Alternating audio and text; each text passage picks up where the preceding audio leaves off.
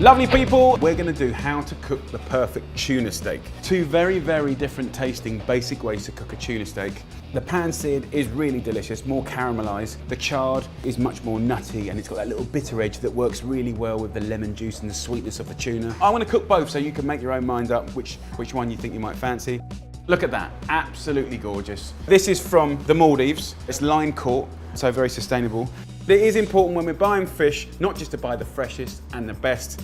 You do want to make sure that you're not wrecking the sea doing it at the same time. In England, we have MSC approved, which has a little logo that looks like that. But in every country, it's slightly different. So do a little bit of Google research and you'll find out. Get yourself a nice, sharp, long knife. Thickness-wise, if I was to cut it like this, it's just going to cook so quickly, it's going to be overcooked. If you go to the Mediterranean, Spain, Italy, France, they never overcook their tuna, they never do. You can have this raw, you can have it as a carpaccio, you can have it as a tartare. I want to go for a minimum of a 2 centimetre thickness slice. So I'm going to slice nice long movements, don't sort of jig it about. It's very easy to cut. What we're going to do here is just put our steaks to the side and I'm going to do a little rub. It's very, very simple. I get a little teaspoon of coriander seeds, a good pinch of salt, okay, maybe 2 of those, a pinch of fennel seeds, absolutely beautiful, and a seedy flavour. The coriander seed is more sort of savoury, and pepper.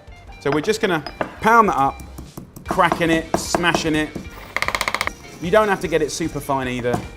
So it doesn't take much time to get to that, which is lovely. And if you taste it, it's just a lovely, quite balanced seasoning. So just season the board, pick up your steak and just plop it onto it like that. This kind of basic seasoning gives a little crust and flavouring to the tuna, which is just divine, very subtle. Now all I would do now is a tiny little massage up of olive oil, just a little pat around the edges, just like that. Here we have got a bunch of pans that are very hot. This is medium high. This is super high. They're both preheated. I want it frying. I want it searing. I want it charring, okay? So we ain't mucking about.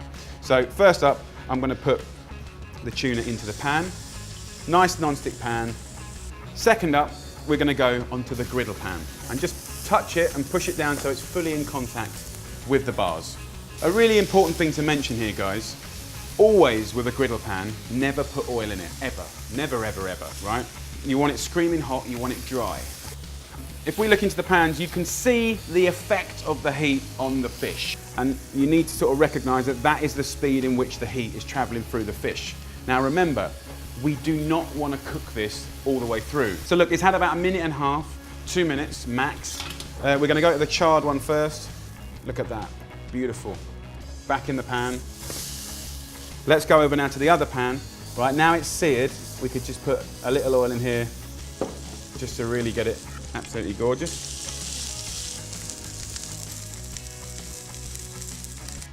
I've just done about 1.5 minutes on each side. This tuna is cooked. This is a nice opportunity just to drizzle in good oil again. Any meat or fish that comes off the grill or off the oven, you know, is going to start to want to really dry up. Okay, so a little drizzle is always good. I'm letting this tuna just rest for a minute. Also, I'm just going to have a little lemon to protect the fish and to season it as well.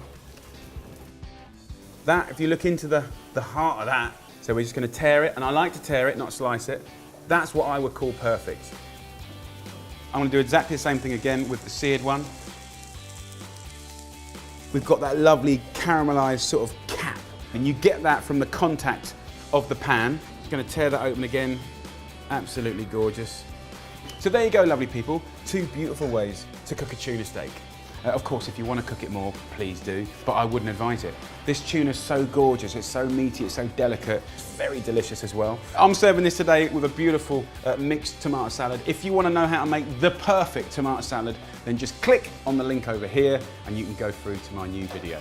Take care, guys. Lots of love. Until next time, bye. Keep the comments coming in. We love reading your comments. If you like this video, then share this on your social media because that's what it's all here for. And remember, if you haven't subscribed, it's free.